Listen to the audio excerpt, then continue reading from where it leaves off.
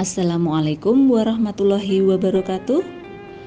Perkenalkan, kami dari kelompok 1 CGP Angkatan 11 Kabupaten Blitar. Pada video kali ini kami akan memaparkan tentang budaya positif modul 1.4.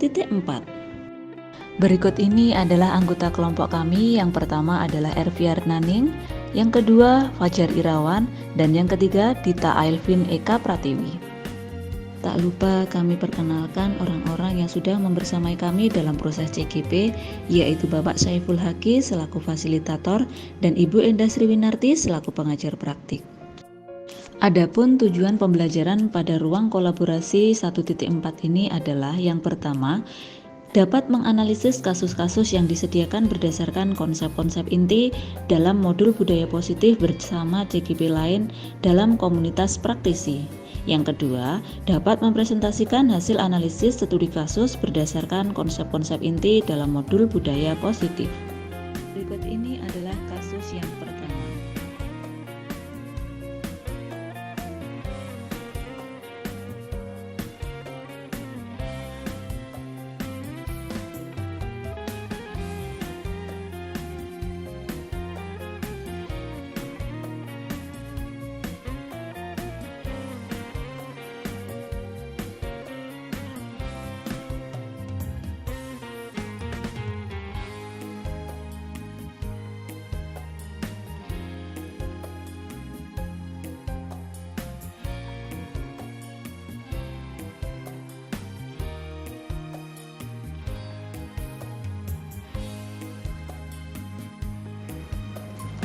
Berdasarkan kasus yang pertama, yaitu guru matematika dan wali kelas 8, Ibu Santi sakit sehingga tidak dapat masuk dan mengajar. Akhirnya dicarikan guru pengganti, yaitu Ibu Eni.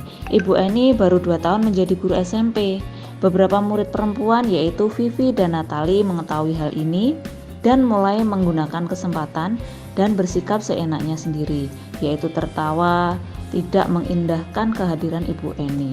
Berdasarkan kasus tersebut, langkah-langkah restitusi yang sudah dijalankan oleh Ibu Santi yaitu yang pertama, menstabilkan identitas, yang kedua, memvalidasi tindakan yang salah, dan yang ketiga adalah menanyakan keyakinan kelas. Berdasarkan langkah-langkah restitusi yang sudah dilaksanakan oleh Ibu Santi, terbukti dengan kalimat yang terdapat pada cerita yaitu bagian menstabilkan identitas. Ibu Santi menanggapi bahwa tindakan itu boleh saja dilakukan bila mereka sungguh-sungguh ingin meminta maaf. Dan pada bagian memvalidasi tindakan yang salah yaitu apakah mereka bersedia memperbaiki permasalahan yang ada. Yang kedua, apa yang mereka bisa lakukan untuk menggantikan rasa tidak dihormati Ibu Eni. Dan pada bagian menanyakan keyakinan, yaitu baik Vivi maupun Natali mengakui bahwa perilaku mereka tidak sesuai dengan keyakinan kelas. Yang kedua, apa yang akan mereka lakukan untuk memperbaiki masalah, apakah ada gagasan, apa yang bisa mereka lakukan dengan restitusi. Berdasarkan pertanyaan yang kedua, yaitu menurut Anda, apakah restitusi yang diusulkan Vivi dan Natali sudah sesuai dengan pelanggaran yang telah dibuat? Apakah langkah-langkah restitusi yang telah diusulkan mereka? Jawabannya adalah restitusi yang dilakukan Vivi dan Natali sudah sesuai. Langkah-langkah restitusi yang diusulkan yaitu 1. Mengakui bahwa perilaku mereka salah. Yang kedua, mengadakan sebuah diskusi kelompok dengan teman-teman sekelasnya dengan tema penerapan keyakinan kelas. Yang ketiga, mengusulkan akan mengirim email kepada dan permohon maaf pada Bu Eni atas keputusan yang disepakati bersama. Yang keempat, memberitahu kepala sekolah agar jika wali kelas tidak ada, maka Bu Eni yang menggantikan dan pada kesempatan itu mereka dapat menunjukkan sikap yang lebih santun. Untuk pertanyaan yang berikutnya adalah dalam kasus di atas, posisi apakah yang telah diambil oleh Ibu Eni dalam menangani Vivi dan Natali? Jelaskan jawaban Anda. Posisi kontrol restitusi yang diambil oleh Ibu Eni yaitu sebagai teman. Pembuat merasa bersalah, Ibu Eni mengatakan, ayolah tugasnya dikerjakan, nanti Ibu ditegur oleh Bapak Kepala Sekolah. Kalau kalian tidak mengerjakan tugas, tolong bantu Ibu ya. Soal berikutnya, Jika kami sebagai Pak Hasan, sikap saya dengan langkah Ibu Santi yaitu menghormati langkah yang diambil Ibu Santi yang sudah memposisikan diri sebagai manajer, yakni posisi di mana guru bersama murid melakukan dialog dan mempersilahkan murid mempertanggungjawabkan perilakunya, serta menindaklanjuti gagasan yang diusulkan oleh Vivi dan Natali. Berikut ini adalah kasus yang kedua.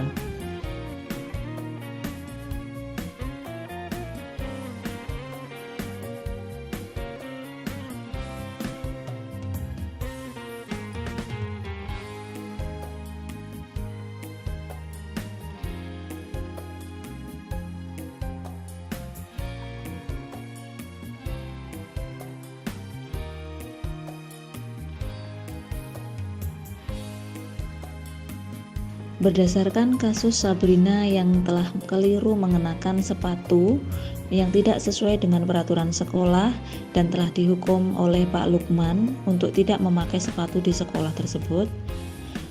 Dalam kasus di atas, sikap posisi apakah yang diambil oleh Bapak Lukman? Jelaskan, apakah indikatornya? Pada cerita tersebut, posisinya adalah sebagai penghukum.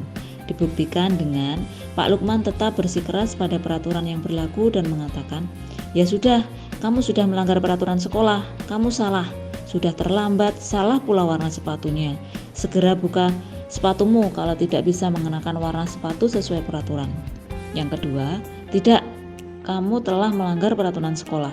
Kalau tidak sanggup ambil sepatu di rumah atau diantarkan sepatu ke sekolah, ya sudah, kamu tidak bersepatu saja seharian di sekolah. Sekarang copot sepatumu dan silakan belajar tanpa sepatu seharian." Untuk pertanyaan yang kedua yaitu, bila Bapak Lukman mengambil posisi seorang manajer, apa yang akan dikatakannya? Pertanyaan-pertanyaan seperti apakah yang akan diajukan ke Sabrina? Jelaskan. Yang pertama yaitu pertanyaannya, mengapa kamu menggunakan sepatu tidak berwarna hitam, Sabrina? Yang kedua, kamu pasti memiliki alasan atas tindakanmu, coba jelaskan. Yang ketiga, apakah hal tersebut sudah sesuai dengan keyakinan kelas kita? Yang keempat, bagaimana caramu memperbaiki situasi ini? Untuk pertanyaan yang ketiga, kira-kira bila Anda adalah kepala sekolah di sekolah tersebut, nilai kebajikan apa yang ingin dituju oleh peraturan harus berwarna hitam? Nilai kebajikan yang dituju yaitu disiplin, tanggung jawab, komitmen, dan keteraturan. Soal yang keempat yaitu, saya menyikapi langkah yang diambil Pak Lukman adalah, menurut saya tindakan Pak Lukman tersebut tidak dibenarkan karena akan berakibat mental anak menjadi down, tidak suka dengan guru tersebut, bahkan menyimpan dendam di masa mendatang. Berikut ini adalah kasus yang ketiga.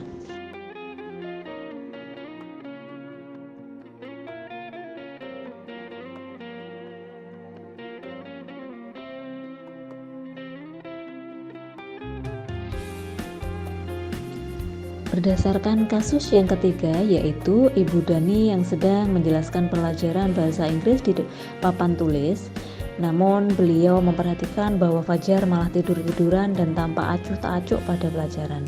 Kemudian Bu Dani langsung menunjuk Fajar untuk maju ke depan untuk mengerjakan soal yang diberikan oleh Ibu Dani. Selain itu, Ibu Dani juga marah-marah terhadap Fajar.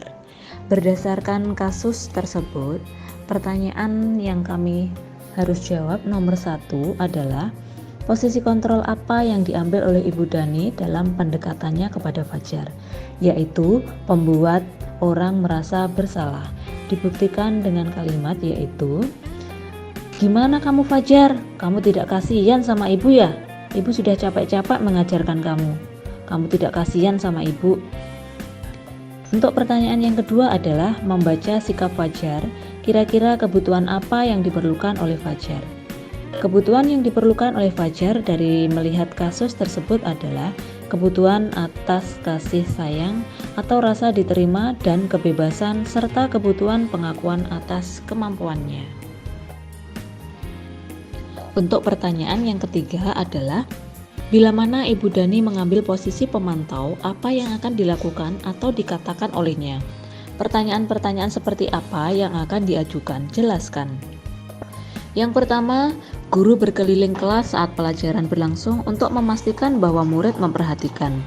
Yang kedua, guru menegur murid yang berbicara saat pelajaran berlangsung. Dan pertanyaan-pertanyaan seperti apa yang akan diajukan? 1. Mengapa kamu tidak memperhatikan saat ibu menjelaskan di papan tulis wajar? Yang kedua, bagaimana kamu akan bisa jika kamu bermalas-malasan di bangku belakang sana? Yang ketiga, apakah kamu sudah merasa bisa dan tidak merasa iba saat ada orang lain yang menjelaskan ke depan?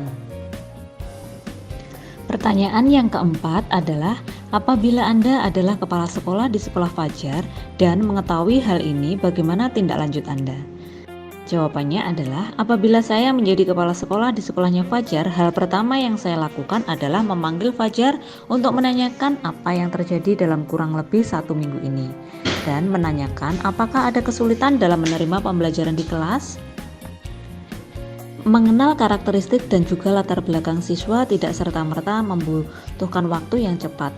Perlu proses dan tindak lanjut yang menyeluruh agar seorang guru dapat tepat sasaran juga bisa memberikan respon yang positif dalam melayani kebutuhan peserta didiknya. Memberikan saran dan masukan terkait strategi model pembelajaran yang interaktif di kelas agar kondisi kelas menjadi nyaman dan juga anak-anak dapat fokus dalam pembelajaran.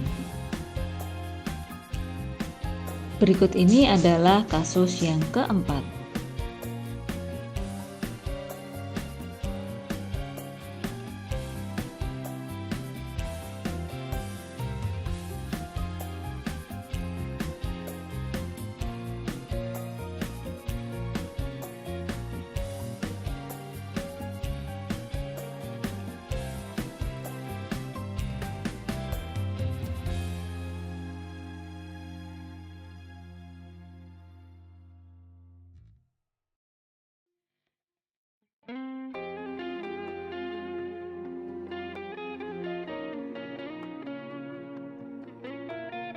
Berdasarkan kasus yang keempat, pertanyaan pertama adalah, posisi kontrol apa yang telah dipraktekkan oleh kepala sekolah Ibu Suti dan hal-hal apa saja yang dilakukannya sehingga Anda berkesimpulan demikian? Jawabannya adalah, posisi kontrol restitusi yang diambil oleh Ibu Suti adalah menstabilkan identitas. Terbukti dengan kalimat yaitu Ibu Suti sebagai kepala sekolah berupaya menenangkan keduanya, terutama Dino. Dino, sepertinya kamu saat ini sedang marah sekali. Dino pun mengalir bercerita tentang kekesalan hatinya. Ibu Suti pun melanjutkan bahwa membuat kesalahan adalah hal yang manusiawi. Langkah selanjutnya yaitu validasi tindakan yang salah, dibuktikan dengan percakapan Bu Suti. Bu Suti berkata bahwa mempertahankan diri adalah hal yang penting. Namun, Bu Suti meminta Dino memikirkan cara lain yang mungkin lebih efektif. Langkah selanjutnya yaitu menanyakan keyakinan. Ibu Suti melanjutkan bertanya tentang keyakinan sekolah yang telah disepakati, serta apakah Dino bersedia memperbaiki kesalahan yang telah dilakukan terhadap Anto. Dino pun akhirnya perlahan mengangguk. Kemudian Bu Suti balik bertanya kepada Anto, hal apa yang bisa dilakukan Dino untuk memperbaiki masalah? Anto menjawab, saya perlu kancing, saya diperbaiki Bu. Ibu saya akan sangat marah kalau melihat kancing baju saya sampai copot 3 kancing begini. Ibu Suti pun kembali bertanya ke Dino, apakah yang akan dia lakukan untuk menggantikan 3 kancing Anto yang terlepas. Dari 3 teori kontrol segitiga restitusi yang sudah Bu Suti lakukan, hal-hal yang sudah dilakukan Bu Suti yaitu mempersilahkan murid mempertanggungjawabkan perilakunya, menanyakan keyakinan sekolah yang telah disepakati, mendukung murid agar dapat mencari solusi untuk mengatasi permasalahannya. Pertanyaan selanjutnya, dalam kasus tersebut, bagaimana Dino dikuatkan? Bagaimana Anto dikuatkan oleh Ibu Suti? Bagaimana Dino dikuatkan oleh Bu Suti?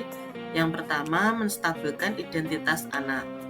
Dengan dibuktikan percakapannya yaitu, Dino sepertinya kamu saat ini sedang marah sekali. Langkah kedua, memfasilitasi tindakan yang salah. Bu Suti berkata bahwa mempertahankan diri adalah hal yang penting. Namun, Bu Suti meminta Dino memikirkan cara lain yang mungkin lebih efektif. Selanjutnya menanyakan keyakinan, menanyakan apakah hal yang ia lakukan sudah sesuai dengan keyakinan sekolah. Bagaimana Anto dikuatkan oleh Ibu Suti? Yang pertama, menstabilkan identitas anak dengan memberikan tanggung jawab kepada Dino untuk memperbaiki kesalahan yang telah dilakukan. Ibu Suti memberikan pesan bahwa setiap individu memiliki kekuatan untuk membuat perubahan positif. Ini mencerminkan nilai pemberdayaan dan pertanggungjawaban dalam pembinaan karakter siswa. Yang kedua, memvalidasi tindakan yang salah. Ibu Suti memberikan kesempatan kepada Anto untuk mengungkapkan perasaan dan kebutuhannya saat itu, agar ia tidak dimarahi ibunya karena kancing bajunya terlepas 3. Selanjutnya menanyakan keyakinan. Ibu Suti menanyakan apa solusi agar Anto tidak dimarahi ibunya. Anto menjawab, "Saya perlu kancing baju saya diperbaiki, Bu." Pertanyaan selanjutnya, kira-kira nilai-nilai kebajikan, keyakinan di sekolah, apa yang dituju dalam kasus tersebut? Jelaskan. Yang pertama, saling menghormati. Ibu Suti bertanya tentang keyakinan sekolah yang disepakati. Ini menunjukkan pentingnya memahami dan menghormati nilai-nilai yang diterapkan di sekolah. Pertanyaan tersebut mengarahkan siswa untuk merenungkan tindakan mereka dan sejauh mana tindakan tersebut sesuai dengan nilai-nilai sekolah. Nilai selanjutnya yaitu tegang rasa. Dengan memberikan tanggung jawab kepada Dino untuk memperbaiki kesalahan yang dilakukannya, Ibu Suti memberikan pesan bahwa setiap individu memiliki kekuatan untuk membuat perubahan positif. Ini mencerminkan nilai pemberdayaan dan pertanggungjawaban dalam pembinaan karakter siswa. Selanjutnya yaitu peduli, menanamkan rasa empati terhadap orang lain. Anto yang tidak ingin ibunya marah dan Dino yang tidak ingin Anto dimarahi ibunya. Selanjutnya adalah kerukunan, dengan saling memaafkan dan berteman kembali. Kolaboratif, dengan mengarahkan Dino untuk belajar pada Pak Irfan untuk menjahit kancing baju Anto. Selanjutnya yaitu mandiri, dengan mengajak Dino untuk belajar menjahit sebagai cara memperbaiki kesalahan. Ibu Suti mendukung pengembangan kemandirian. Ini mencerminkan nilai bahwa pendidikan tidak hanya mencakup aspek akademis saja, tetapi juga mengembangkan keterampilan hidup serta meningkatkan kemandirian. Demikianlah yang dapat kami paparkan. Terima kasih. Salam dan bahagia. Wassalamualaikum warahmatullahi wabarakatuh.